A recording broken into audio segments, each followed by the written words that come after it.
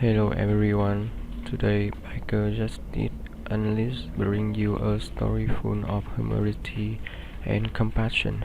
Enjoy listening. Teacher threw blonde students' food away. Until Hell's Angel walked in, the morning sun filtered through the classroom windows as Elliot Sullivan sat at his desk, trying his best to focus on his math problems.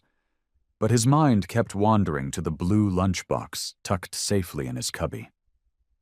Inside was his absolute favorite meal in the whole world, his mom's perfectly crispy fried chicken.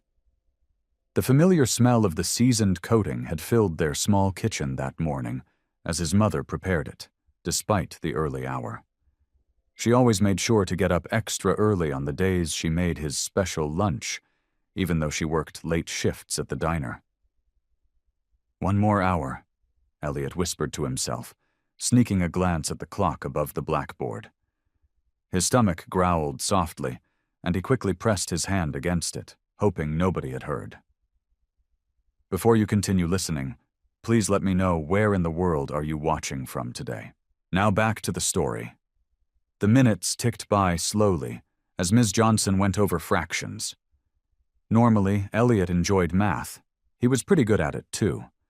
But today the numbers seemed to blur together as his thoughts drifted to lunch. He could almost taste the perfectly seasoned crust, the way it crackled when you bit into it, revealing the tender meat underneath. When the lunch bell finally rang, Elliot's heart leaped. He tried not to run as he made his way to his cubby, carefully pulling out his lunchbox. The other kids rushed past him, eager to get to the cafeteria, but Elliot took his time. This was his favorite part of the day, and he wanted to savor every moment of it. The cafeteria was already buzzing with activity when he walked in. The long tables were filled with students trading snacks and sharing stories about their morning classes. Elliot found his usual spot near the end of one of the tables, where he could eat in peace without drawing too much attention to himself. His fingers trembled slightly with excitement as he unzipped his lunchbox. The familiar scent of his mother's cooking wafted up, making his mouth water. She had packed 3 perfect pieces of golden brown chicken, wrapped carefully in wax paper. There was also a small container of coleslaw and a chocolate chip cookie. His mom always said every lunch needed something sweet. Elliot's face broke into a wide smile as he unwrapped the first piece. He could see the special herbs and spices his mom used dotting the crispy coating. She never told him exactly what went into her secret recipe, but he knew it was made with extra love. That's what made it taste so good. Just as he was about to take his first bite, a shadow fell across his table.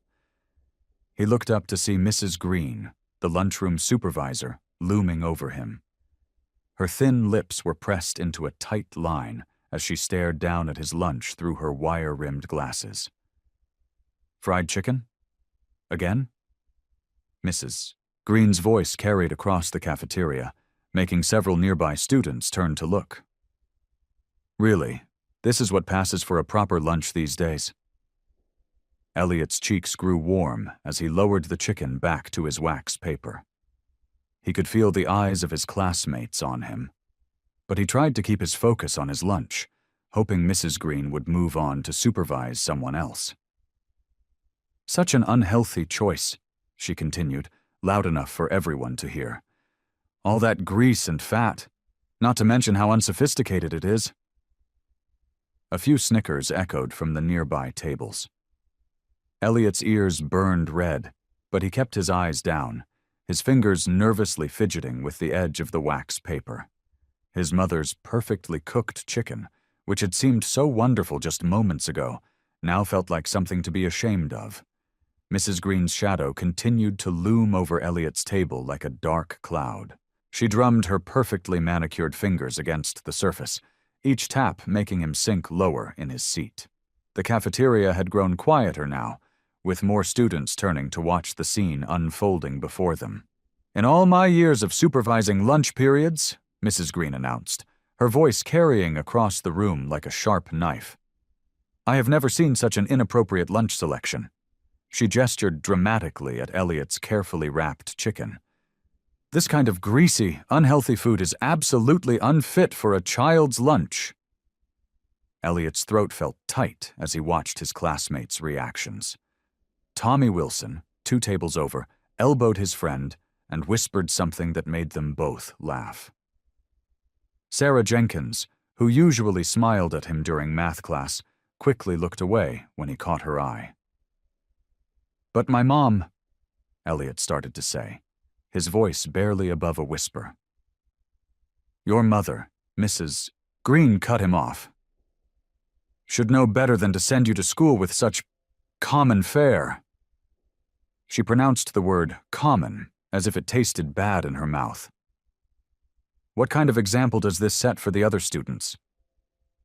The fluorescent lights of the cafeteria seemed too bright now, and the room felt smaller than usual. Elliot could feel sweat forming on the back of his neck as Mrs. Green continued her lecture. "Look at this mess," she declared, pointing at the perfectly crispy chicken pieces. "Nothing but grease and empty calories. And the smell!" She wrinkled her nose in disgust. "It's permeating the entire cafeteria." Someone at the back of the room made chicken clucking sounds, and scattered laughter rippled through the students. Elliot's hands trembled under the table as he balled them into fists, trying to keep himself together. "This simply won't do," Mrs. Green announced. Without warning, she reached down and gathered up Elliot's lunch. The chicken his mother had woken up early to prepare, the coleslaw she had made fresh that morning, even the chocolate chip cookie she had packed as a special treat. "Mrs. Green, please!" Elliot's voice cracked as he reached out weakly, but she was already striding toward the large garbage bin by the cafeteria door. With an exaggerated gesture, she dropped everything into the trash. The sound of his lunch hitting the bottom of the bin seemed to echo through the now silent cafeteria. Elliot watched as his mother's loving effort disappeared beneath the shadow of the garbage can lid. "There," Mrs. Green said, brushing her hands together as if removing dirt. "That's much better. Perhaps tomorrow you'll bring something more appropriate." She turned on her heel and walked away, leaving Elliot alone with his empty lunchbox and the weight of everyone's stares. His face felt hot, and his eyes burned with tears he refused to let fall.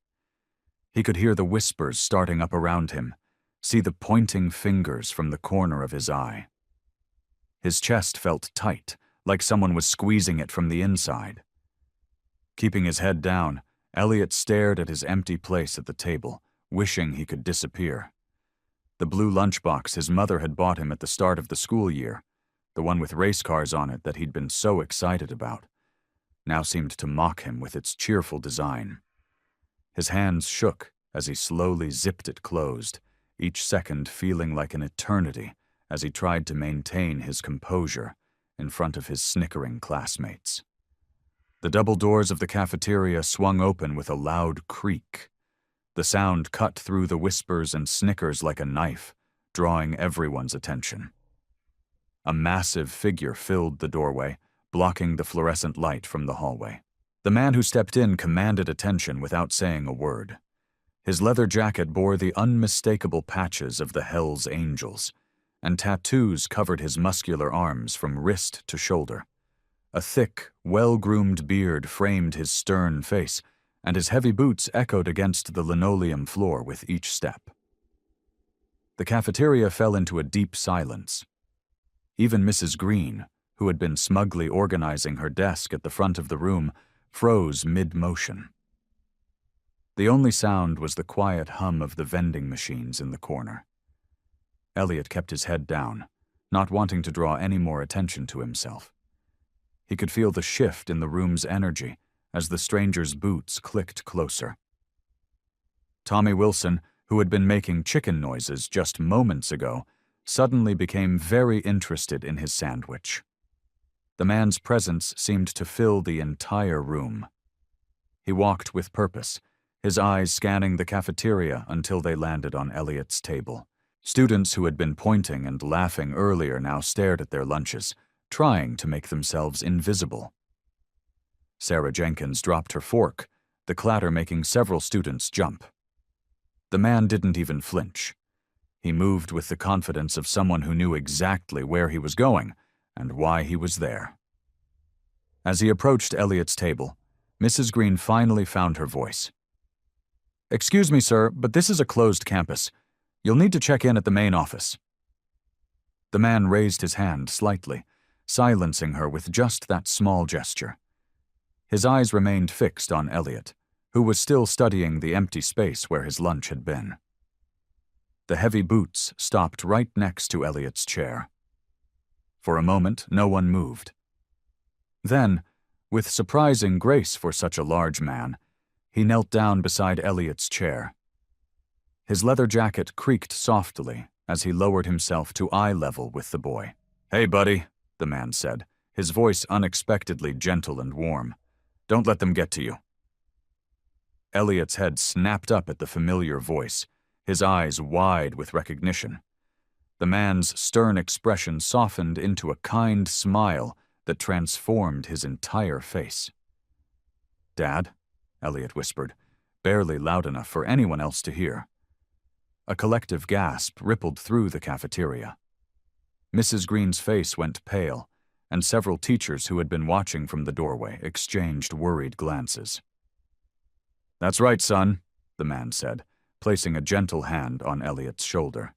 He looked around the room, making eye contact with several stunned onlookers before turning back to Elliot. "I'm Jack Sullivan, and I'm your father." The whispers started like a wave through the cafeteria. Students leaned close to each other, their eyes darting between Elliot and the imposing figure of Jack Sullivan. Some pointed discreetly, while others pulled out their phones, eager to text about the unexpected drama unfolding before them.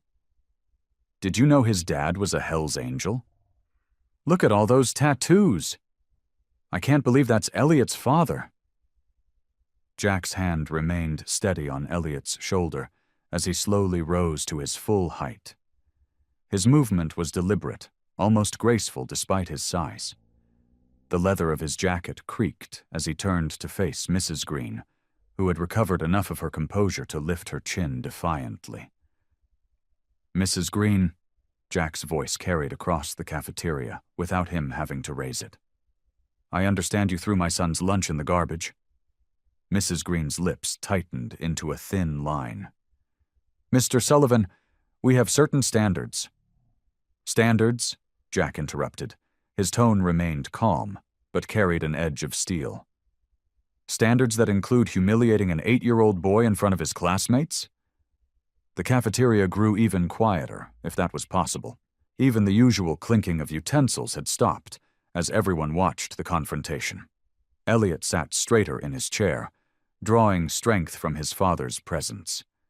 "That meal you threw away," Jack continued, "was the last thing my son had to look forward to today. His mother works hard to provide for him, and that lunch was made with love." He took a step forward, his boots echoing in the silence. "I don't care who you think you are, but you will apologize to him. Now." Mrs. Green's face flushed red. She glanced around the room, perhaps hoping for support from the other staff members who had gathered at the edges of the cafeteria. Finding none willing to step forward, she cleared her throat. She began, then stopped. Jack's steady gaze never wavered. "I apologize, Elliot," she finally managed, though the words seemed to pain her. "I shouldn't have thrown away your lunch." Elliot nodded slightly, his eyes bright with unshed tears. But these were different from the tears of shame from earlier. His father's hand squeezed his shoulder gently. Jack knelt down again beside Elliot's chair. "How about we go get you something to eat, buddy?" he asked softly. "Whatever you want." As Elliot nodded and gathered his empty lunchbox, Jack became aware of the looks being exchanged among the teachers and staff. Their expressions ranged from concern to outright disapproval. One teacher whispered something to another, shaking her head slowly. The school counselor, who had appeared in the doorway, was already pulling out her phone, no doubt to make some calls. The cafeteria monitor near the garbage bins took a small step backward when Jack glanced in her direction. Jack recognized these looks. He'd seen them countless times before. The judgment, the fear, the quick assumptions made based on his appearance and his patch. But now these looks weren't just directed at him. They were falling on Elliot too, and that made his jaw tighten. Still, he kept his expression neutral as he stood up with Elliot. His son needed to see strength now, not anger. He placed his hand protectively on Elliot's back as they began walking toward the cafeteria doors, the sea of students parting before them like water. Chapter 5. A New Beginning. Chapter 4. Shocking Revelations. Scene 2. Elliot walked beside his father through the empty school hallway, their footsteps echoing against the pale green walls lined with student artwork. His heart was still racing from everything that had happened in the cafeteria. Looking up at Jack's towering figure, Elliot felt a mix of emotions he'd never experienced before. Pride swelled in his chest at how his father had stood up to Mrs. Green. No one had ever done that before. But there was also a knot in his stomach when he remembered the way the teachers had looked at them, their whispers following them out of the cafeteria like shadows. Jack guided them to a quiet corner near the school's main entrance, where sunlight streamed through large windows. He sat down on one of the wooden benches and patted the space next to him. Elliot climbed up, his feet dangling above the floor. "You okay, buddy?" Jack's voice was gentle, different from the firm tone he'd used with Mrs. Green. Elliot nodded, then shook his head, then shrugged. "I don't know," he admitted, staring at his hands in his lap. "I'm happy you're here, but..." His voice trailed off. "But you're worried about what others think?" Jack finished for him. When Elliot nodded, Jack let out a deep breath. "Listen, son. People are always going to have something to say. About you, about me, about anyone who's different from what they expect." "Like your tattoos?" Elliot asked, tracing one of the intricate designs on his father's arm with his finger.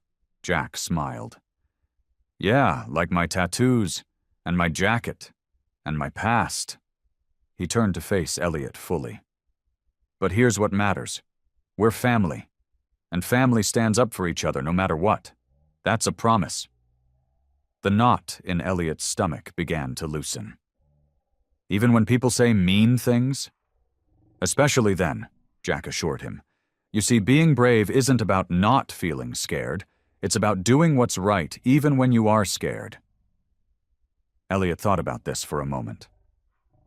"Like when you stood up to Mrs. Green?" "Like when I stood up to Mrs. Green," Jack confirmed with a nod. "And you know what? I was a little nervous, too. But you're my son, and nothing's more important than protecting you." A warm feeling spread through Elliot's chest, replacing the earlier uncertainty. He leaned against his father's side, feeling the rough leather of the jacket against his cheek. Jack's arm came around his shoulders, strong and secure. The afternoon bell rang, signaling the end of the school day.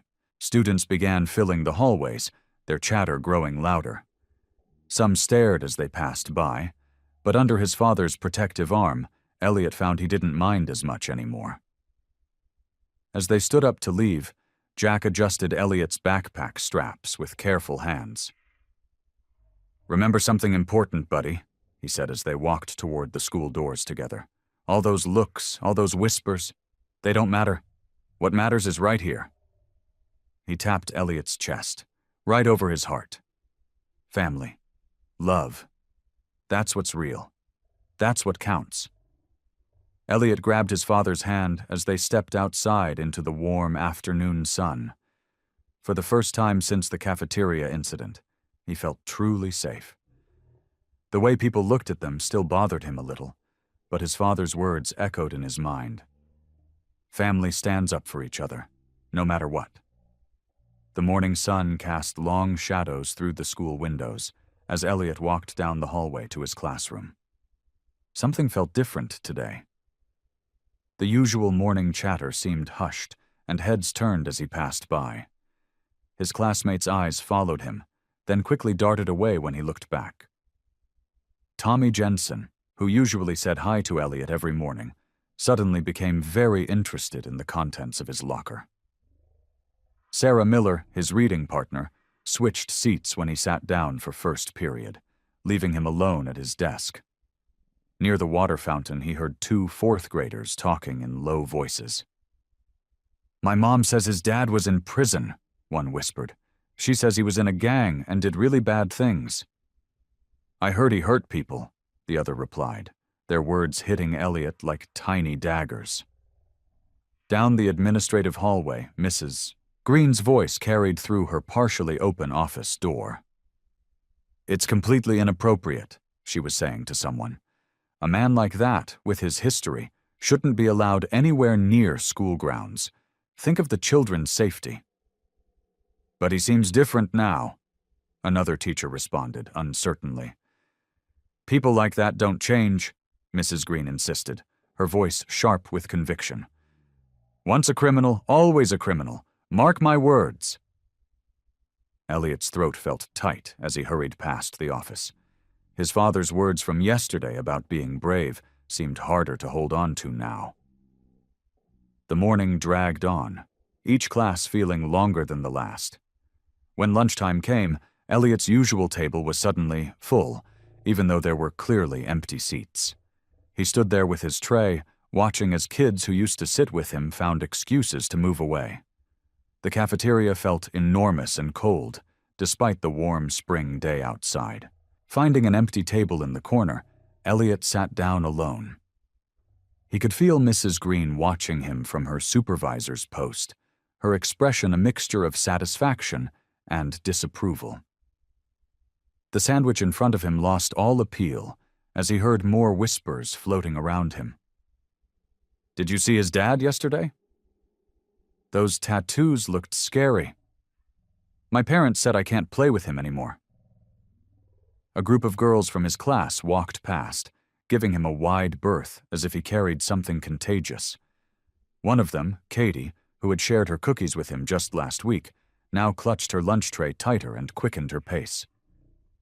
The isolation felt heavy, like a thick blanket that made it hard to breathe. Elliot poked at his food, remembering how just yesterday, this same room had been the place where his father had stood up for him. Now it felt like a different world entirely. During afternoon recess, the playground became a maze of avoidance. When he approached the swings, other kids suddenly remembered they needed to be somewhere else. The basketball game he usually joined came to an abrupt halt, the players claiming they were finished just as he walked up. Standing alone by the fence, watching his former friends play without him, Elliot felt the full weight of being different. The proud feeling he'd had yesterday when his father defended him was still there, but now it competed with a growing sense of loneliness that seemed to expand with each passing hour. The whispers followed him like shadows, growing longer and darker as the day wore on, until they seemed to fill every corner of the school with their judgment and fear. Principal Jensen looked up from her desk as Jack Sullivan entered her office. Despite his intimidating appearance, she noticed how carefully he closed the door and how politely he removed his leather cap.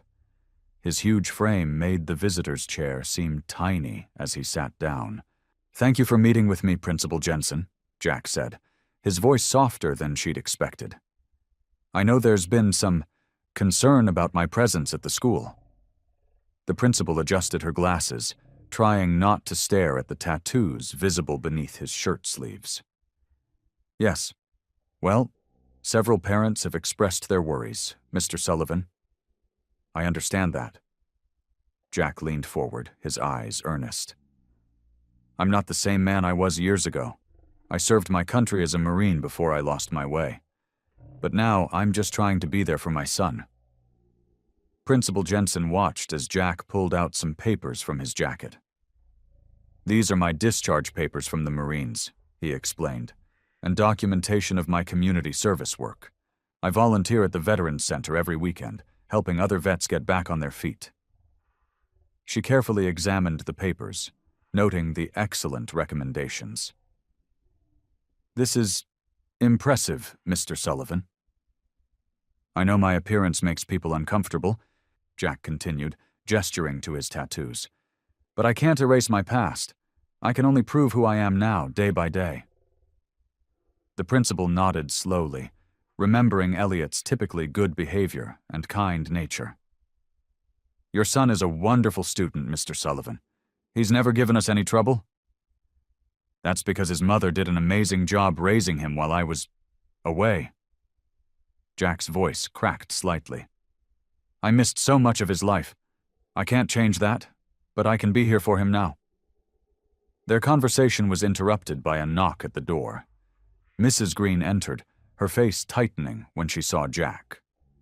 Principal Jensen noticed how Jack remained calm, even offering a polite nod to the woman who had humiliated his son. After school, Jack waited for Elliot by his motorcycle.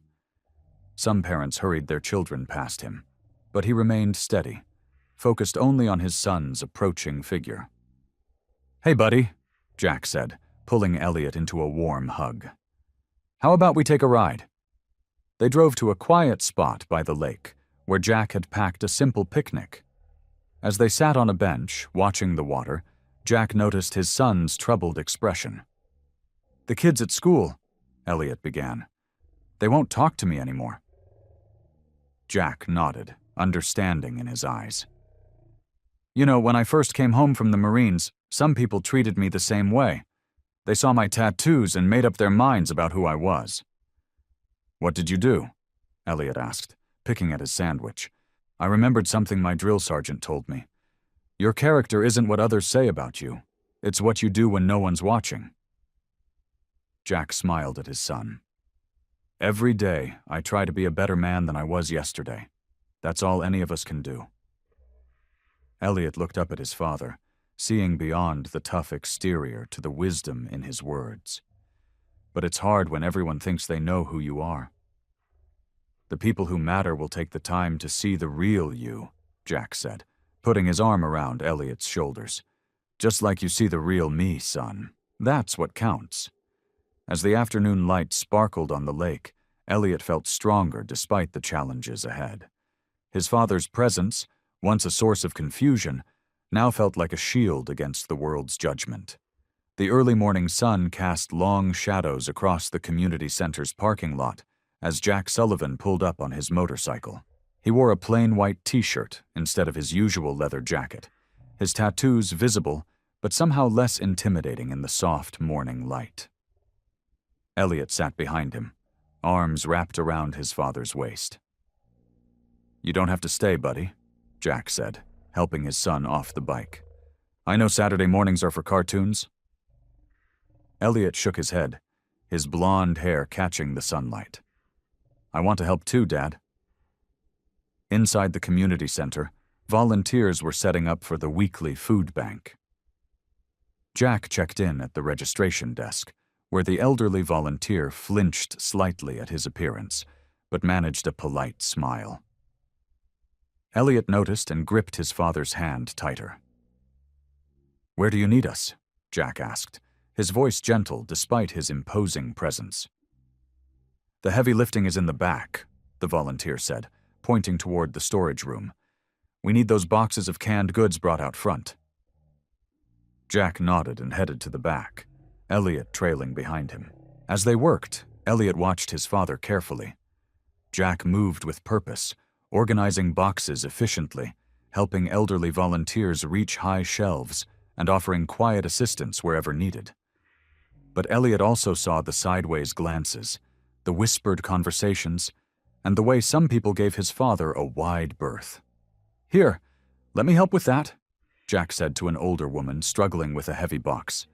She hesitated for a moment, eyeing his tattoos, but then allowed him to take the box.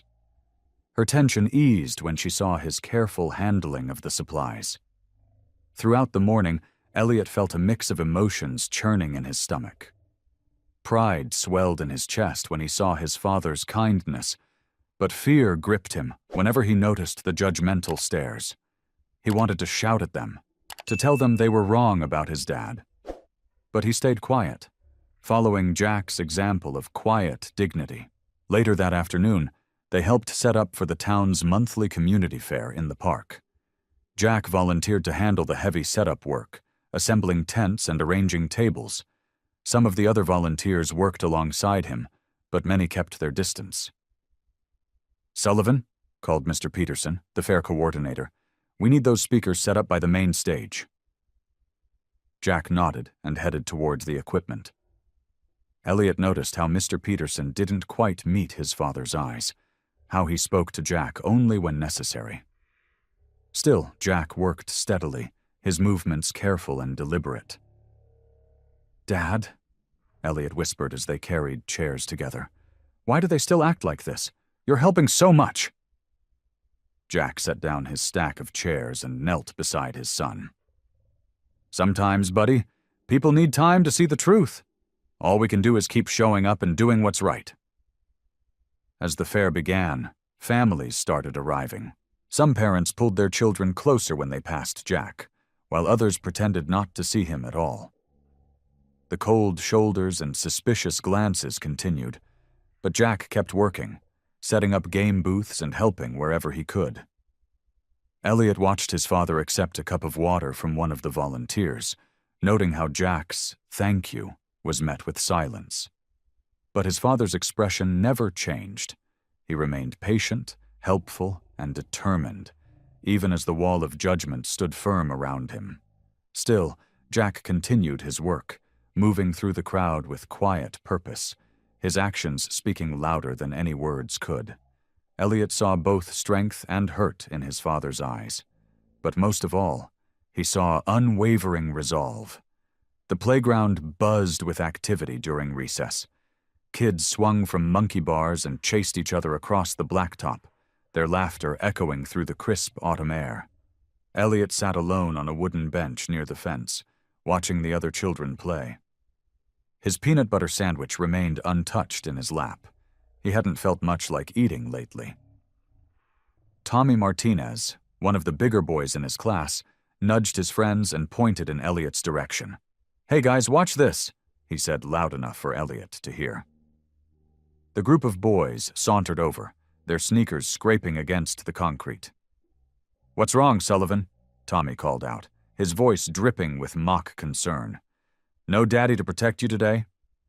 Elliot's shoulders tensed, but he kept his eyes fixed on his sandwich, trying to make himself as small as possible.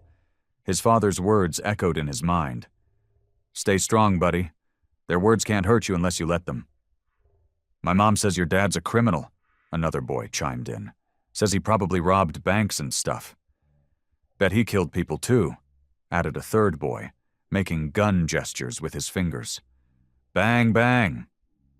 The sandwich in Elliot's hands began to crumble as his grip tightened. He could feel his face growing hot, but he refused to look up. A small crowd had gathered now, drawn by the commotion.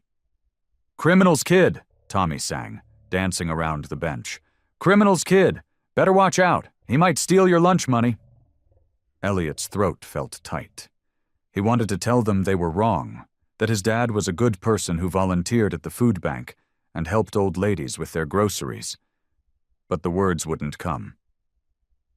"I heard he was in jail," someone whispered loudly. "My dad says people like that never change," another voice added. The bell rang, signaling the end of recess. Elliot's untouched sandwich went into the trash as he trudged back to class, the boys' taunts still ringing in his ears. He walked slowly, deliberately taking the longest route to avoid running into anyone else. By the time he reached Mrs. Green's classroom, most of the other students were already seated. The clock on the wall showed he was 3 minutes late. Green stood at her desk, her wire-rimmed glasses perched on the tip of her nose, her gray hair pulled back in its usual severe bun. "Mr. Sullivan," she said, her voice sharp as a knife. "Late again, I see."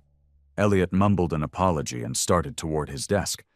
But Mrs. Green wasn't finished. She stepped closer, her heels clicking against the linoleum floor. The other students watched in silence, some smirking, others looking away uncomfortably. As Elliot passed her desk, Mrs. Green leaned down. Her perfume was overwhelming, something floral and suffocating. Her voice was barely above a whisper, but in the quiet classroom, her words seemed to echo off the walls. People like you don't belong here. 5 simple words, but they hit Elliot like a physical blow. His stomach clenched, and the lump in his throat grew bigger. He slid into his seat, trying to ignore the snickers from his classmates, trying to hold back the tears that threatened to spill over. The math problems on the board blurred before his eyes as Mrs. Green began the lesson. Elliot stared at his desk, his father's leather jacket and proud smile seeming very far away now. For the first time since his dad had stood up for him in the cafeteria, he felt completely and utterly alone. That evening, Elliot pushed his dinner around his plate, the mashed potatoes growing cold. Jack watched his son from across their small kitchen table, noting the slumped shoulders and downcast eyes. The usually chatty 8-year-old hadn't said more than 2 words since coming home from school. "Something on your mind, buddy?" Jack's deep voice was gentle, a stark contrast to his imposing appearance. Elliot shrugged, still not meeting his father's eyes. "Just tired." Jack set down his fork and leaned forward. "You know, when I was in the Marines, we had a saying, 'A burden shared is a burden halved.'" Finally, Elliot looked up. His blue eyes were rimmed with red. "The kids at school, they said mean things about you, about us." His voice cracked slightly. "And Mrs. Green, she said we don't belong here." Jack's jaw tightened, but he kept his voice steady. "Come here, son." He pushed back his chair and patted his knee. Elliot circled the table and climbed onto his father's lap, something he hadn't done since Jack had returned. Despite his tough exterior, Jack's embrace was warm and secure. "Listen to me carefully, Elliot," Jack began, his rough hands gentle as they squeezed his son's shoulders. "People are going to say all sorts of things about us. Some of them might be true. I've made mistakes in my past. But that doesn't mean we don't deserve happiness now." "But why can't they see you're different?" Elliot's voice was small but filled with frustration. "Because change takes time to prove," Jack explained. "Remember when you were learning to ride a bike? You didn't get it right away, did you?" Elliot shook his head. "But you kept trying, and eventually people saw that you could ride just as well as anyone else. That's what we're going to do. Keep trying, keep showing up, keep being the best versions of ourselves we can be. Even when they're mean to us? Especially then." Jack's voice grew firm. "We're not going to let other people control our happiness, buddy. That's our job. And you know what else?" "What?" "Everyone deserves a second chance. That's something I learned the hard way. We're going to earn their trust, you and me together. It might take time, but we're Sullivans. We don't give up." A small smile tugged at the corner of Elliot's mouth. "Like when you taught me to make scrambled eggs, and I kept burning them?" Jack chuckled, the sound rumbling in his chest. "Exactly like that. But you kept trying, and now you make the best scrambled eggs in town." "Can we make some now?" Elliot asked, his eyes brightening for the first time that evening. "You bet we can." Jack stood up, keeping Elliot in his arms for a moment longer. "And while we cook, we can plan ways to show this town what the Sullivans are really made of. What do you say?" Elliot wrapped his arms around his father's neck, breathing in the familiar scent of leather and aftershave. "I say yes. And Dad?" "Yeah, buddy?" "I'm glad you're here now." Jack's eyes grew misty as he set his son down. Together they moved to the counter, pulling out eggs and a mixing bowl. As they began to cook, They talked about small ways they could make a difference: helping at the local food bank, volunteering at the animal shelter, maybe even starting a father-son reading program at the library. For the first time since the bullying began, Elliot felt hope blooming in his chest.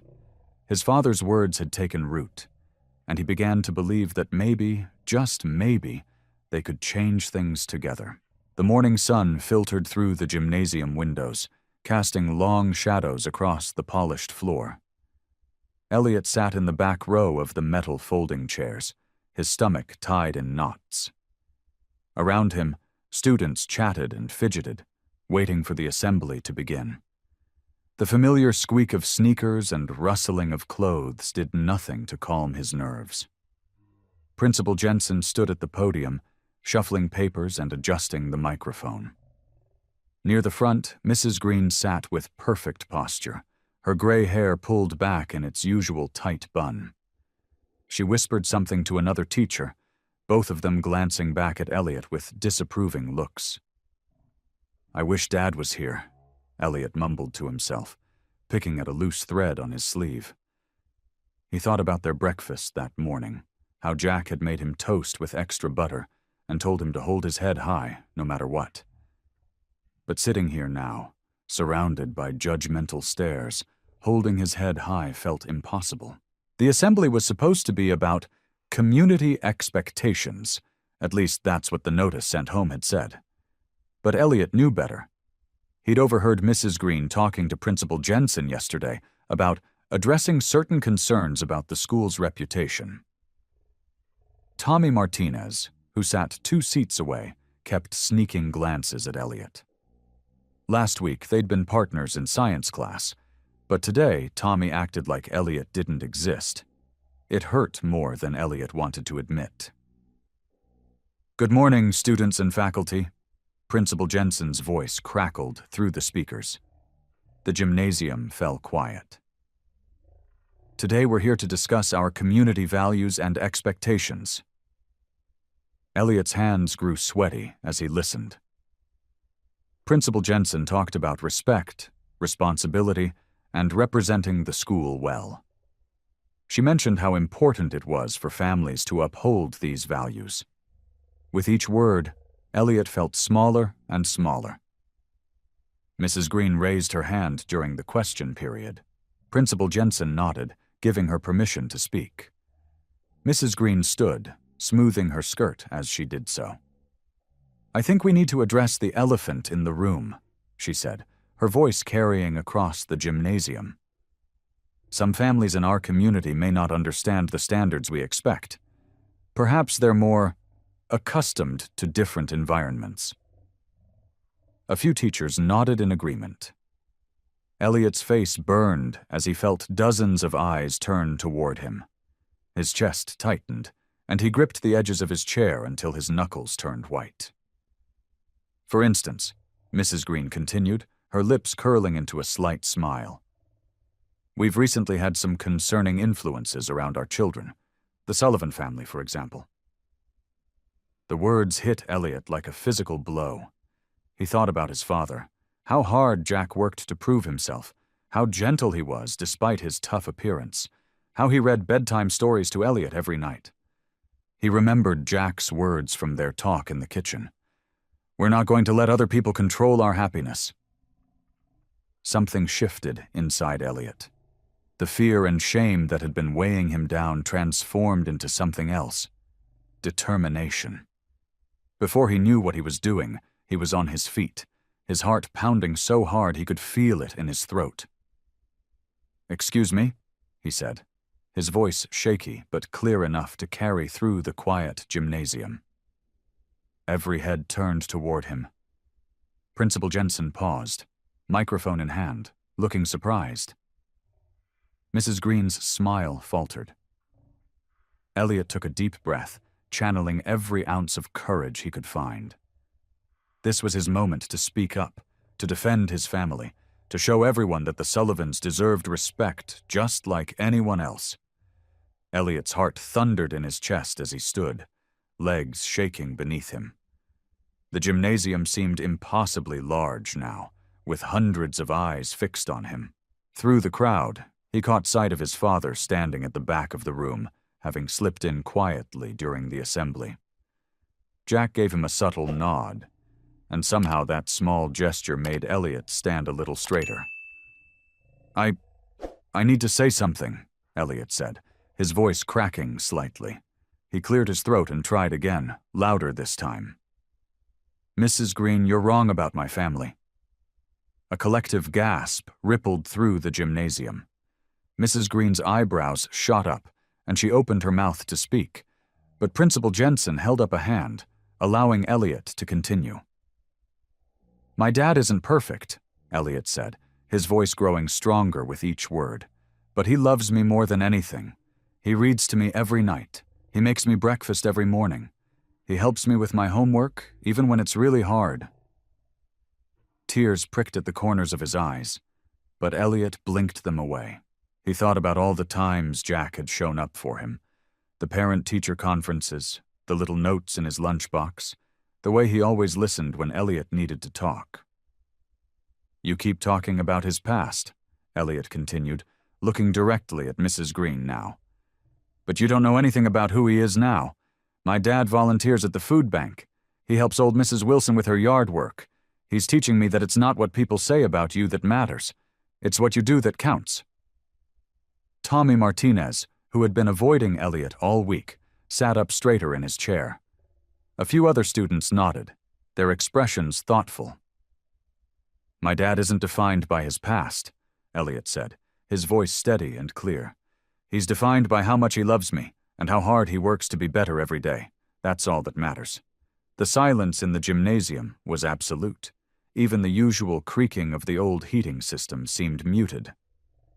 Green's face had lost its usual smugness, replaced by an expression of uncertainty. She shifted in her seat, straightening her already perfect collar. From the back of the room, Jack stood tall and proud, his eyes glistening with emotion. A few parents who had come for the assembly turned to look at him, their faces softer than before. Principal Jensen stepped forward, adjusting her glasses. The microphone squeaked as she moved it, the sound echoing through the quiet room. But before she could speak, something unexpected happened. Tommy raised his hand slowly, then stood up. Elliot's right, he said. His dad helped my little sister when she fell off her bike last week. He was really nice. Another student nodded, then another. Small murmurs of agreement began to spread through the crowd. Elliot felt a warmth spread through his chest as he watched some of his classmates exchange knowing looks and supportive smiles. Mrs. Green's face had turned an interesting shade of pink. She sat down rather abruptly, smoothing her skirt with trembling hands. The air in the gymnasium still felt tense, like a rubber band stretched almost to its breaking point. But something had shifted. In the faces of his classmates, Elliot saw the first glimmers of understanding, maybe even acceptance. Standing there, with his father's proud gaze on his back and his classmates' support beginning to emerge, Elliot felt a small surge of hope bloom in his chest. Maybe, just maybe, things could change. The hallway outside the principal's office felt colder than usual. Elliot sat on the hard wooden bench, his feet barely touching the floor, watching the clock tick away above the water fountain. His stomach twisted into knots as he heard muffled voices coming from inside the office. Earlier that morning, during math class, Mrs. Jensen had quietly called him out of the room. His first thought was that he was in trouble, but the look on her face wasn't angry. It was concerned. That's when she told him a social worker had come to talk to him. Just answer her questions honestly, Elliot, Mrs. Jensen had said, squeezing his shoulder gently. Everything will be okay. Now, waiting outside the office, Elliot couldn't stop his leg from bouncing up and down. The social worker, Ms. Martinez, sat next to him, writing something in her notepad. She seemed nice enough. She had kind eyes and a soft voice. But Elliot couldn't shake the feeling that everything he and his dad had built could come crashing down. So, Elliot, Ms. Martinez said, looking up from her notes, Tell me about your daily routine with your father." Elliot took a deep breath, remembering his dad's words about always telling the truth. "Dad wakes me up at 7 every morning. He makes breakfast, usually eggs and toast, sometimes pancakes on weekends. He checks my homework before we leave for school." Miss Martinez nodded, jotting down notes. "And after school?" "He picks me up most days, unless he has to work late at the garage. Then Mrs. Wilson from next door watches me until he gets home. We do homework together, and he makes dinner." Elliot's voice grew stronger as he talked about their life together.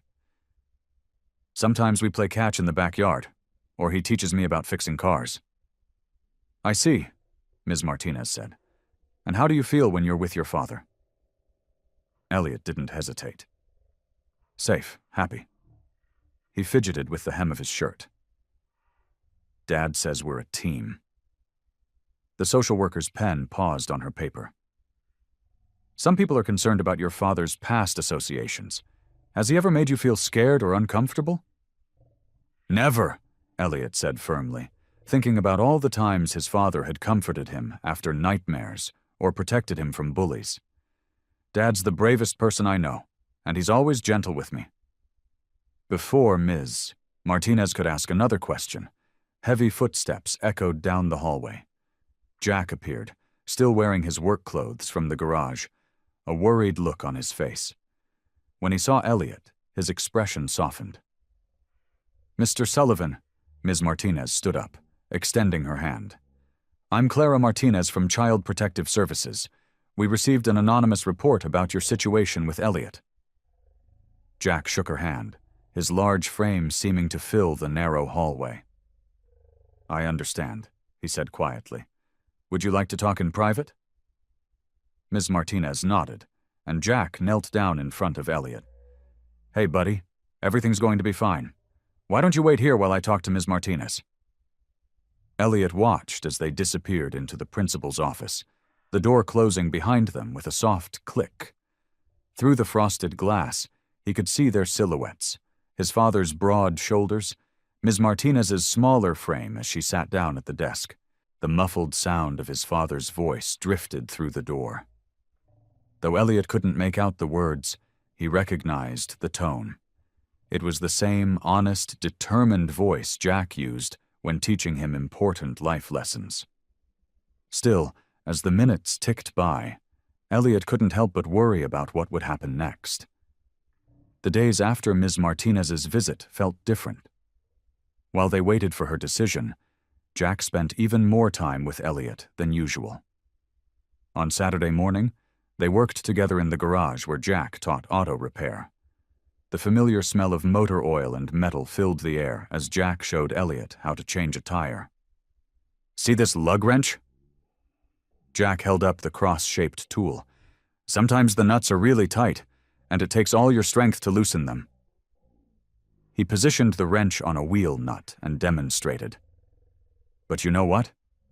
Even if it seems impossible at first, you keep trying. That's what matters." Elliot watched his father's strong hands work the wrench. "Like how you're trying to show everyone you've changed?" Jack paused, a proud smile crossing his face. "Exactly like that, buddy. Some people might take longer to see the truth, but we don't give up." They worked side by side, Jack teaching Elliot about different tools and car parts. When Elliot struggled with a particularly stubborn bolt, Jack didn't jump in to help right away. Instead, he encouraged him to keep trying, showing him how to adjust his grip and stance. "There you go," Jack beamed when Elliot finally loosened the bolt. "See what happens when you persist?" During lunch breaks, they sat on old wooden stools, sharing sandwiches and stories. Jack told Elliot about his time in the Marines, about the discipline and brotherhood he learned there. He spoke about mistakes he'd made after leaving the service, but also about his journey to become a better person. "Everyone has a past, son," Jack said, wiping grease from his hands with a red shop rag. "What matters is what we do with our present." One afternoon, while they were organizing tools, Ms. Martinez appeared at the garage entrance. Her clipboard was tucked under her arm, and her expression was neutral. Jack immediately stood straighter, placing a protective hand on Elliot's shoulder. "Mr. Sullivan," she began, her voice professional but kind. "I've completed my investigation." Elliot felt his father's hand tighten slightly on his shoulder. The garage seemed suddenly quiet, even the usual hum of the fluorescent lights fading into the background. "After thorough consideration and multiple interviews, I found no cause for concern regarding Elliot's welfare." Ms. Martinez's face softened into a smile. "In fact, I've been impressed by the stable, nurturing environment you've created for your son." Jack's whole body seemed to relax, though he maintained his composure. "Thank you, Ms. Martinez." "The case is closed," she continued, "though I should mention that some community members still express concerns." She glanced meaningfully at a couple walking past the garage, who quickly averted their eyes when they saw Jack. "But that's not within my jurisdiction. My job is to ensure Elliot is safe and well cared for, which he clearly is." Elliot hugged his father's side, feeling the tension drain from Jack's body. Ms. Martinez gave them both a warm nod before leaving, her heels clicking against the concrete floor. Through the open garage door, they could see people passing by, some still casting suspicious glances their way. But for the first time since the investigation began, Elliot didn't feel scared. He looked up at his father, who stood tall and steady despite the lingering judgment in people's eyes. "Hey, Dad," Elliot said, picking up a wrench. "Can you show me how to fix that carburetor now?" Jack's face broke into a broad smile. "Sure thing, buddy. Let's get to work." The playground buzzed with activity during recess. Kids swung on monkey bars, chased each other across the blacktop, and played hopscotch near the basketball courts. But Elliot Sullivan stood alone near the fence, watching the other children play. His heart pounded as he spotted Tommy, Derek, and Marcus heading his way, the same boys who'd been making his life difficult since his dad showed up at school. "Well, if it isn't the criminal's kid," Tommy sneered, his spiky brown hair catching the sunlight. He was the tallest of the three, and always seemed to be the one starting trouble. Derek and Marcus snickered behind him, like they always did. They formed a half-circle around Elliot, blocking his path to the playground equipment. Elliot felt his face grow hot. His dad's words from their time in the garage echoed in his mind. "Sometimes you have to stand up for what's right, even when it's scary." Taking a deep breath, he squared his shoulders and looked Tommy straight in the eye. "My dad's not a criminal," Elliot said, his voice stronger than he expected. "He's a hero." Tommy's eyebrows shot up in surprise. Usually, Elliot just walked away or stared at his shoes when they teased him. "A hero?"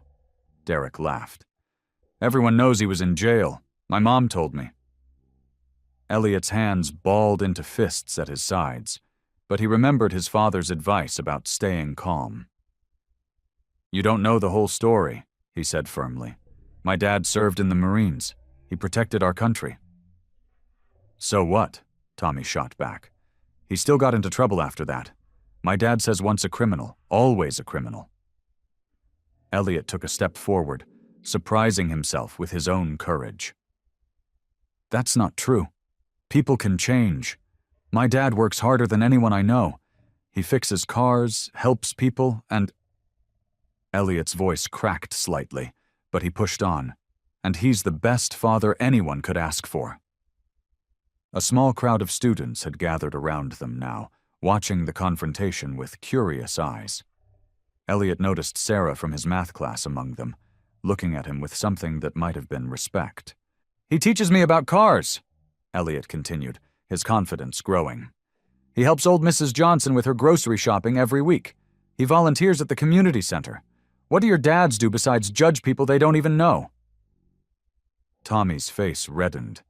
He clearly hadn't expected this kind of resistance. For a moment, uncertainty flickered across his features. Marcus stepped forward, trying to save face for their group. "Oh yeah? Well, at least our dads don't look like scary bikers. At least they're He struggled with the word. Normal! A few kids in the crowd giggled, but it sounded forced and uncomfortable. Elliot felt that familiar sting of shame trying to creep back in, but this time, he pushed it away. "Normal is boring," Elliot said quietly, but clearly. He thought about his dad's tattoos, each one telling a story of his life.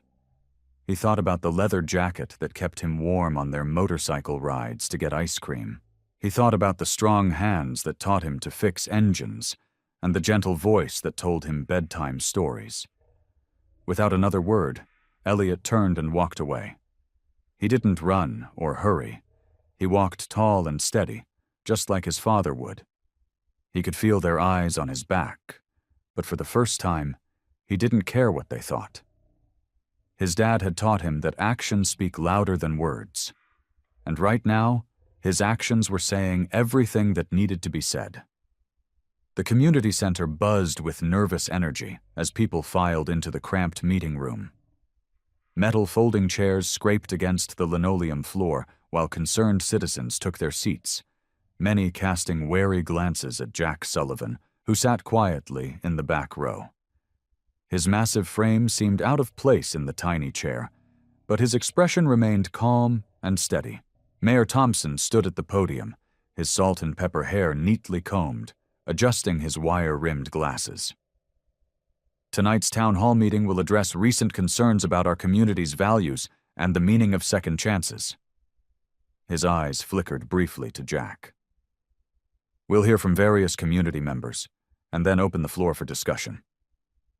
Mrs. Green sat in the front row, her arms crossed tightly over her chest. Next to her, several parents from the PTA whispered among themselves, occasionally turning to look at Jack. The tension in the room was thick enough to cut with a knife.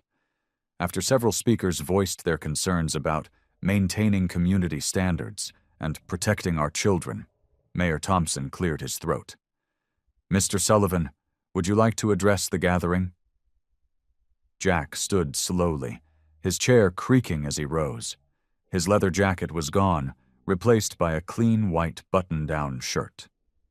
The tattoos on his arms were still visible, but somehow they seemed less threatening now. He made his way to the podium, each heavy step echoing in the sudden silence. "I'm not good at fancy speeches," Jack began, his deep voice steady but gentle. "But I am good at telling the truth, and the truth is, I've made mistakes. Big ones." He paused, his hands gripping the podium. "I've spent years trying to make up for those mistakes, not just for myself, but for my son, Elliot." The room stayed silent, all eyes fixed on the big man whose voice carried such unexpected tenderness. "Every morning, I wake up and choose to be better than I was yesterday. I fix cars at my shop, help my neighbors when they need it, and try to teach my son what it means to be a good man." Jack's eyes swept across the room, meeting the gazes of those who would look at him. "I'm not asking you to forget my past. I'm asking you to see who I am now." He pulled a worn photograph from his pocket and held it up. It showed him and Elliot working on an old Chevy, both covered in grease but grinning widely. "This is who I am. A father who wants to give his son a better life than I had. A neighbor who wants to contribute to his community. A man who believes in redemption because he's lived it." Several people shifted in their seats, some nodding slowly. Mrs. Johnson, the elderly woman Jack helped with groceries, raised her hand timidly. "I'd like to say something," she said, her voice quavering but determined. "Mr. Sullivan carries my groceries every week, refuses to take a penny for it, and even fixed my porch steps for free. That's not the action of a bad man." Jack's eyes moistened slightly, but he maintained his composure. "I can't change the past," he continued, "but I can work every day to be worthy of your trust, to be the kind of father my son deserves, and to be the kind of neighbor this town needs." As Jack returned to his seat, The atmosphere in the room had shifted. Where there had been rigid hostility, now there was thoughtful consideration.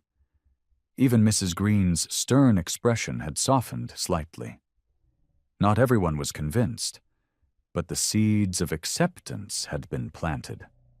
Mayor Thompson returned to the podium, looking around the room with newfound appreciation. The discussion that followed was more measured, more open to the possibility that people could change, that second chances weren't just empty words, but real opportunities for transformation. Elliot walked down the quiet hallway during recess, heading to return a library book. The familiar smell of chalk dust and floor cleaner filled the air as his sneakers squeaked against the freshly polished floor. Everything seemed normal until he heard voices coming from Principal Jensen's office. "This is serious, Margaret," a voice whispered urgently. Elliot recognized it as Mrs. Carter, the fourth-grade teacher. "The letter specifically threatens to expose everything about Jack Sullivan's past to the local newspaper." Elliot's heart stopped. He froze next to the partially open door, clutching his library book tightly against his chest. I know, Principal Jensen sighed. "But threatening letters? This is going too far. Jack has been nothing but cooperative since he came back to town." "But his history with the Hells Angels..." Mrs. Carter's voice trailed off. "The letter mentions some pretty awful things, if even half of it is true." "The man has paid his dues," Principal Jensen said firmly. "He's trying to build a life with his son. This kind of harassment isn't right." Elliot's hands trembled as he held the book. Tears welled up in his eyes, but he fought them back. The sound of footsteps approaching the door made him jump. He quickly ducked around the corner, his heart pounding. That afternoon, Elliot couldn't focus on his schoolwork. The words in his textbook blurred together as his mind kept going back to the conversation he'd overheard. When the final bell rang, he walked slowly to his father's truck in the parking lot. Jack was waiting, as always, leaning against the hood of his black pickup. His smile faded when he saw Elliot's troubled face. "What's wrong, buddy?" Elliot climbed into the passenger seat, waiting until his father got in before speaking. "Dad," he said quietly, "someone sent a letter to school about you." Jack's hands tightened on the steering wheel, but his voice remained calm. "What kind of letter?"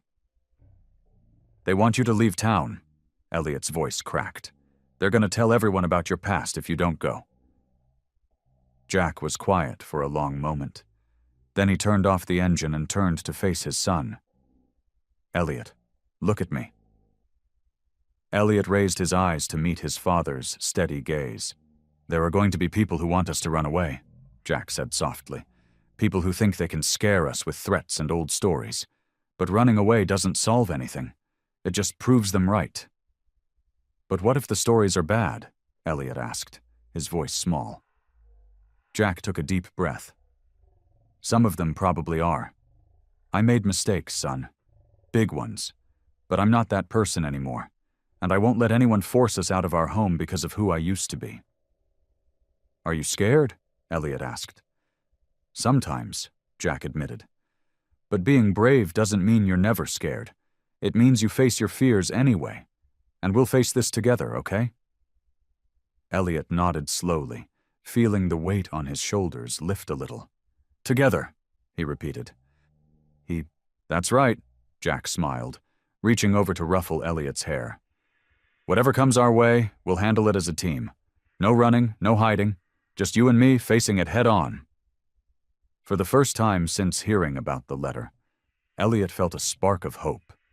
His dad wasn't going anywhere, and neither was he. They would stand their ground together. Elliot sat on the front porch steps of their small house, his legs bouncing nervously as he watched cars drive past. Every time a vehicle slowed near their driveway, his heart jumped, thinking it might be Ms. Thompson, the social worker, with her final report. The morning sun warmed his face, but he couldn't shake the chill of worry that had settled in his bones. Behind him, through the screen door, he could hear his father moving around in the kitchen, trying to keep busy while they waited. "Want some breakfast, buddy?" Jack called from inside. "I'm not hungry," Elliot replied, his stomach too knotted to think about food. The screen door creaked open, and Jack's heavy boots thudded on the wooden porch. He sat down next to Elliot, careful not to crowd him. "You know, watching for the mail won't make it come any faster." Elliot picked at a loose thread on his jeans. "What if the report is bad?" "Then we'll deal with it," Jack said simply. He reached over and put his large hand on Elliot's shoulder. "Whatever happens, we face it together, remember?" A familiar blue car turned onto their street, and Elliot's breath caught in his throat. It was Ms. Thompson's sedan. He stood up quickly, his legs shaky beneath him. The car pulled into their driveway, and Ms. Thompson stepped out, holding a manila envelope. Her face was neutral, giving nothing away as she approached them. "Good morning, Mr. Sullivan, Elliot," she said professionally. "I have my final report here." Jack stood up, nodding respectfully. "Would you like to come inside?" "That won't be necessary," Ms. Thompson replied, and Elliot's heart sank. But then she smiled, the first real smile he'd seen from her. "I just wanted to deliver this personally, and tell you both how impressed I've been." She opened the envelope and pulled out several papers. "Mr. Sullivan, your dedication to your son is evident in everything you do. The way you've turned your life around, your involvement in the community, and most importantly, the stable and loving environment you've created for Elliot. It's all documented here." Elliot felt tears of relief prick at his eyes. He looked up at his father, who stood straight and tall, but Elliot could see his hands trembling slightly. "The report confirms what I've observed," Ms. Thompson continued. "You're a capable and loving father. Elliot is thriving under your care, despite the challenges you've both faced from the community." She handed the report to Jack, who took it carefully, as if it might disappear if he moved too quickly. "Thank you," he said, his voice rough with emotion. "I've already filed my recommendations with the court and the school board," Ms. Thompson added. "They'll receive copies today. I hope this helps put some of the concerns to rest." As she turned to leave, she paused and looked back at them. "You know, Mr. Sullivan, sometimes the best parents are the ones who've learned from their mistakes. Keep doing what you're doing." After she drove away, Elliot and Jack sat back down on the porch steps, the report between them. Jack opened it slowly, and they read through it together. Words like exemplary effort and positive environment jumped out from the pages. Through the window of the house across the street, Elliot noticed Mrs. Peterson, who had always been one of their harshest critics, watching them. But instead of turning away when she was spotted, she gave a small, hesitant wave. "Dad?" Elliot said softly. "Yeah, buddy? I think things are going to be okay now." Jack pulled Elliot close, and they sat together in the morning sun, the weight of worry finally lifting from their shoulders. The morning bell rang through the hallways of Cedar Grove Elementary as Elliot walked to his classroom. Something felt different today. Maybe it was because of the social worker's report, or maybe word had gotten around about how his dad was changing things in town. But the usual morning whispers seemed quieter. Tommy Martinez, who usually kept his distance, gave Elliot a small nod as he passed by. Sarah Chen, one of the smartest kids in class, actually smiled at him when he sat down at his desk next to hers. "Hey, Elliot," she whispered, as Mrs. Watson started writing on the blackboard. "Did you understand the math homework from yesterday?" Elliot blinked in surprise. This was the first time in weeks that someone had talked to him about something as normal as homework. "Yeah, I think so," he whispered back. "Do you need help?" Sarah nodded, and they spent the next few minutes quietly comparing answers while Mrs. Watson's back was turned. It felt so normal. like how things used to be before everyone found out about his dad. During recess, instead of hiding near the library like he usually did, Elliot ventured out to the playground. He stood at the edge of the basketball court, watching the other kids play. Marcus, a boy who had once called him Criminal Junior, caught the ball and, to Elliot's surprise, tossed it his way. "Want to play?" Marcus asked, his voice uncertain but friendly. Elliot caught the ball, his hands trembling slightly. "Really?" "Yeah. We need one more person for even teams," Marcus said, shrugging like it wasn't a big deal, but Elliot could see the apology in his eyes. The game wasn't anything special. Elliot missed more shots than he made. But nobody teased him about it. They just played, laughed, and acted like regular kids. Even when he accidentally passed the ball to the wrong team, the other players just groaned good-naturedly instead of using it as an excuse to mock him. Back in class, Elliot noticed more changes. During group work, people actually wanted to partner with him. At lunch, a few kids even sat at his table, talking about normal things like video games and TV shows. Nobody mentioned his dad or brought up the past. As the final bell rang and students started packing up their bags, Marcus approached Elliot's desk, holding a stack of bright blue envelopes. He shuffled his feet nervously, then held one out to Elliot. "So, I'm having a birthday party this Saturday," Marcus said, his words coming out in a rush. "It's gonna be at the arcade, and then we're having pizza at my house after. My mom said I could invite whoever I want, and, well, I want you to come." Elliot stared at the envelope in Marcus's hand. His heart was beating so fast he thought it might burst out of his chest. With slightly shaking fingers, he reached out and took the invitation. "Really?" he asked again, just like he had at recess. It seemed to be the only word he could say today. Marcus nodded, looking more confident now. "Yeah, it'll be fun. Plus, I heard you're really good at Space Invaders, and I need someone to help me beat the high score." A warm feeling spread through Elliot's chest as he carefully put the invitation in his backpack. It wasn't just an invitation to a party. It was an invitation to belong, to be just another kid again. For the first time in months, he felt like maybe, just maybe, things at school would be okay. The hallway was almost empty as Elliot gathered his books from his locker. Most kids had already rushed out to enjoy the warm afternoon, but he was taking his time, still floating on the happiness of Marcus's party invitation. The sound of clicking heels against the linoleum floor made him look up. Mrs. Green stood there, her usual stern expression replaced by something softer. Her hands were clasped together, and for the first time since Elliot had known her, she looked uncertain. She wasn't carrying her usual clipboard or wearing her usual frown. "Elliot," she said quietly, "might I have a word with you?" Elliot's stomach did a small flip. He nodded slowly, closing his locker door with a gentle click. The fluorescent lights hummed overhead as Mrs. Green took a deep breath. "I owe you an apology," she began, her voice wavering slightly.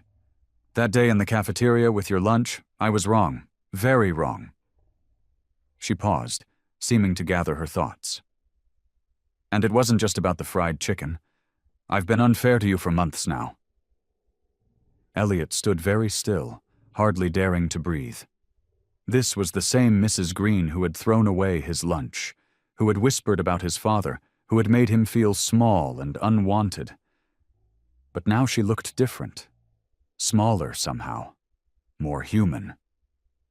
"You see," she continued, "I've spent my whole life believing that people can't change, that once someone makes bad choices, that's who they are forever." She glanced out the window, where Jack's motorcycle was parked in the school lot. "Your father proved me wrong." A group of students passed by, their voices echoing in the hallway. Mrs. Green waited until they were gone before speaking again. "I've watched him these past months," she admitted. "I've seen how hard he works to be better, to be there for you. I've noticed how he volunteers at the community center, how he helps elderly Mrs. Wilson with her grocery shopping every Tuesday." She smiled slightly. And most importantly, I've seen how much he loves you. Elliot felt his eyes growing warm. He blinked rapidly, trying to hold back tears. But what really showed me my mistake was you, Elliot, Mrs. Green said softly. Your courage in standing up for your father, your kindness even when people were cruel to you, including me. You showed more character than I did, and I'm supposed to be the adult. Just then, the main doors opened, and Jack walked in, his boots making heavy sounds on the floor. He stopped short when he saw Mrs. Green talking to Elliot, his expression guarded. But Mrs. Green turned to him with a genuine smile. "Mr. Sullivan," she said, straightening her shoulders. "You have an extraordinary son, and—" She took another deep breath. "I owe you an apology as well. I judged you without giving you a chance. I was wrong, and I'm sorry." Elliot watched as his father's expression changed from surprise to understanding. Jack nodded slowly, respect reflecting in his eyes, the same respect now visible in Mrs. Green's gaze. "Thank you, Mrs. Green," Elliot said quietly. "I accept your apology." Mrs. Green's eyes glistened with tears as she looked between father and son. For the first time since that day in the cafeteria, there was no judgment in her eyes, no disapproval in her stance, just simple, honest respect. The aroma of fried chicken filled the Sullivans' small backyard. Jack stood at the grill, his leather jacket traded for a simple white apron that read, "World's Best Dad," a recent gift from Elliot. The late afternoon sun cast long shadows across their modest lawn, where a handful of folding chairs circled a wooden picnic table. Elliot darted between the kitchen and backyard, carrying paper plates and plastic utensils with careful determination. His blonde hair caught the sunlight, making it look like spun gold. The screen door creaked and slammed with each trip, but nobody minded the noise. It was the sound of home, of family, of belonging. "Need any help there, buddy?" Jack called out, flipping a piece of chicken with practiced ease. The crispy skin sizzled, releasing another wave of mouth-watering scents. "I got it, Dad," Elliot beamed, proud to be helping. He arranged the plates with careful precision, making sure everything was perfect. This wasn't just any dinner. It was their celebration, their moment to acknowledge how far they'd come. The backyard wasn't fancy. The grass needed mowing in spots, and the fence could use a fresh coat of paint. But today, with streamers hanging from the trees and a "Welcome Home" banner, even though they hadn't gone anywhere, it felt magical. Mrs. Wilson from next door arrived first, carrying her famous apple pie. She'd been one of the first in town to give Jack a chance, letting him help with her groceries when others still crossed the street to avoid him. She patted Elliot's cheek as she passed, commenting on how tall he was getting. A few of Elliot's classmates showed up with their parents, including Marcus, whose party invitation had meant so much. The adults seemed relaxed now, chatting with Jack about everyday things like weather and local sports. No one mentioned his past or gave him suspicious looks. They just saw him as Elliot's dad, the guy who coached Little League on weekends and volunteered at the community center. "The chicken smells just like Mom's," Elliot said softly, standing beside his father at the grill.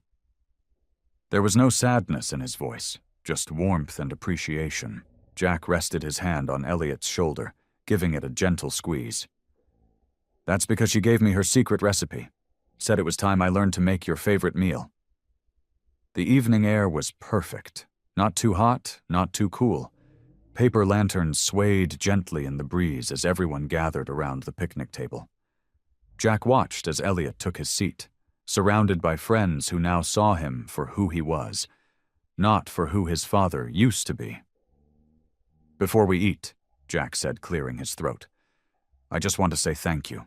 To all of you for being here, for giving us a chance." His voice was steady, but his eyes were bright with emotion. "And especially to you, Elliot. You never stopped believing in me, even when I didn't believe in myself." Elliot stood up from his chair and wrapped his arms around his father's waist.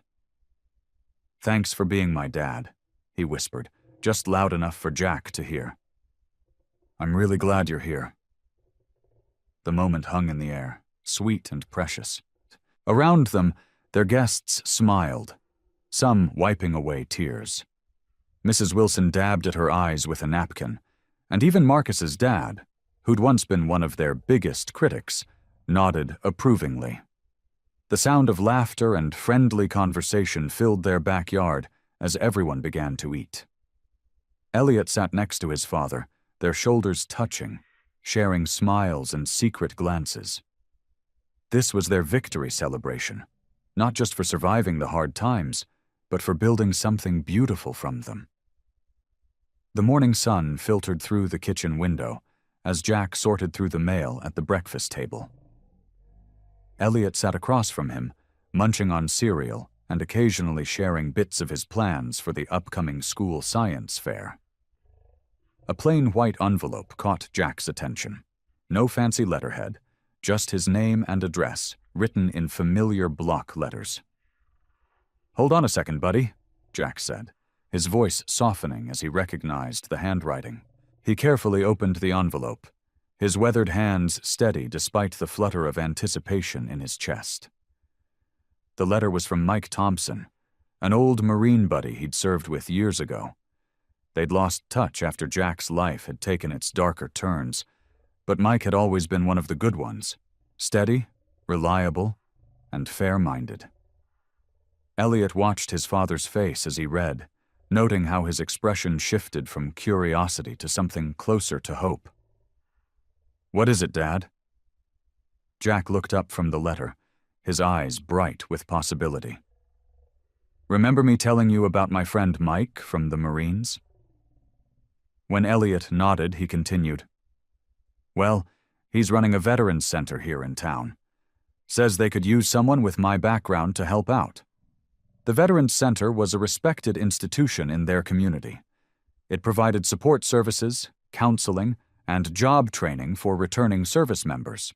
Jack had walked past it many times but had never dared to go in, feeling like his past mistakes had forfeited his right to be part of that world again.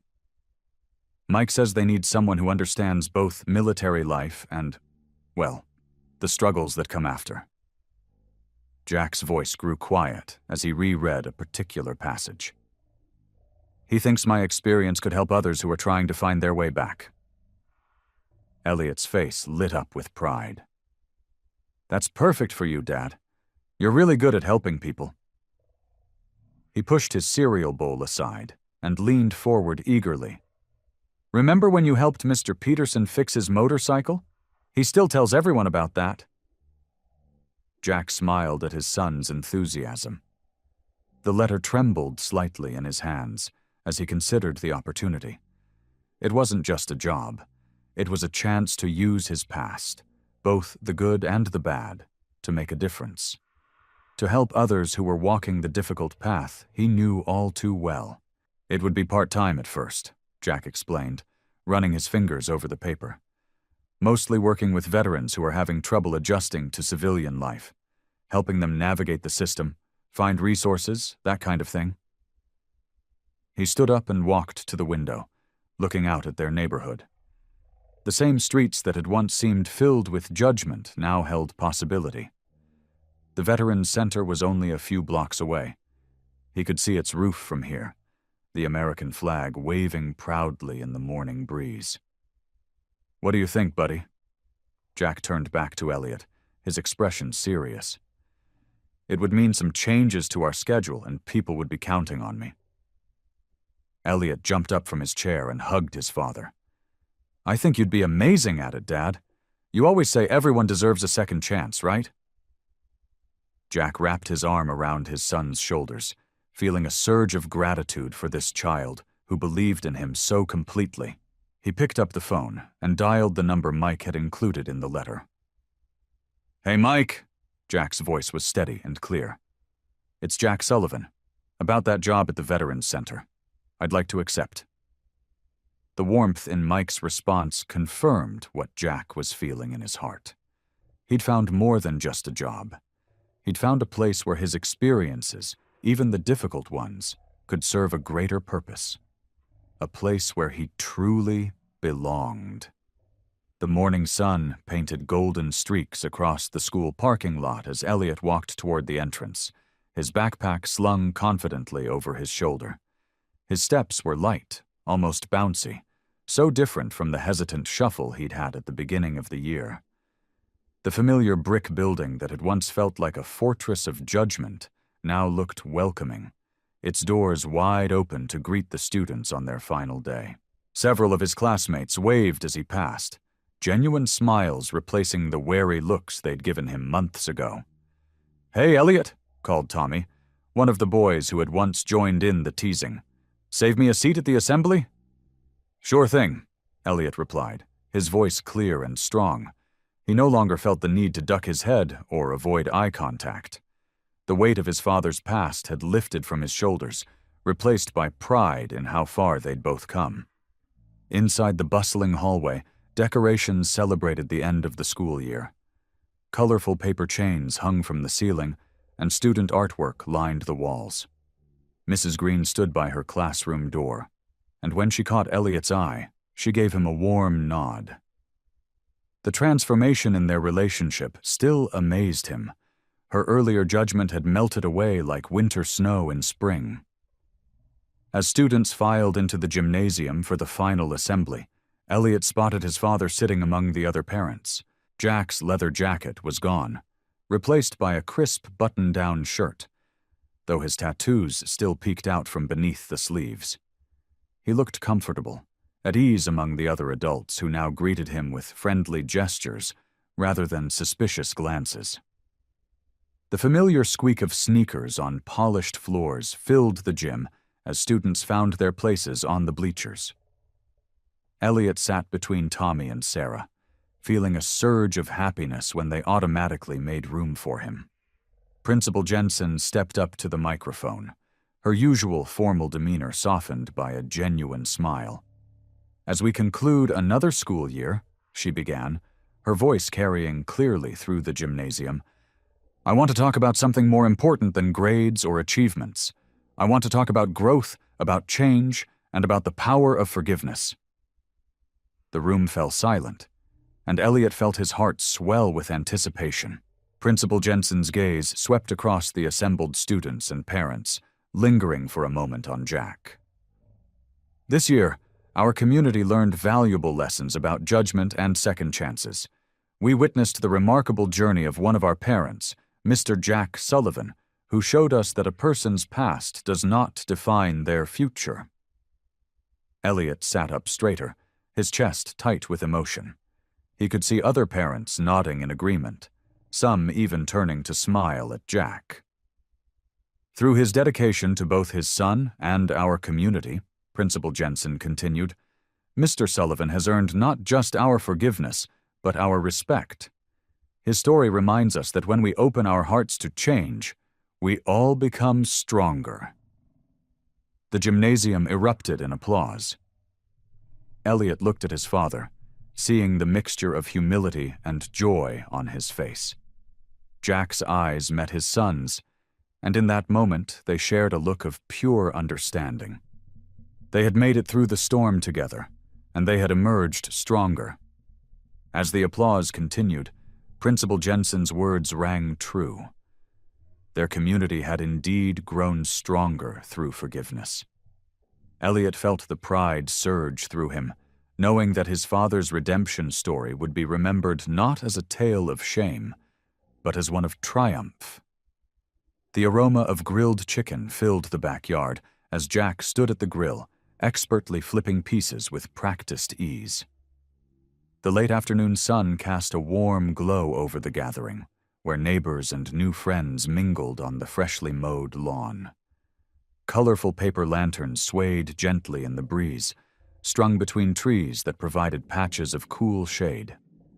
Elliot darted between groups of adults, carrying paper plates loaded with potato salad and coleslaw. His blonde hair caught the sunlight, and his face glowed with happiness as he played his role as co-host. Several of his classmates had come with their parents, running around the yard in an impromptu game of tag. "Need any help there, Jack?" called Mr. Peterson from next door, approaching the grill with 2 cold sodas in hand. Just months ago, he'd been one of the neighbors who'd kept their distance. Now, he offered one of the drinks to Jack with a genuine smile. "Thanks, Bill," Jack replied, accepting the soda. His tattoos no longer drew suspicious stares. Instead, they'd become conversation starters about his military service and journey to redemption. "Pretty good turnout, huh?" Mrs. Green sat at one of the picnic tables, chatting animatedly with Elliot's teacher and several other parents. Her earlier judgment had transformed into vocal support for Jack's efforts in the community. She caught Elliot's eye and waved, her smile reaching her eyes. "Dad!" Elliot called out, running up to the grill. "Tommy says his dad wants to know if you'll help coach Little League next season."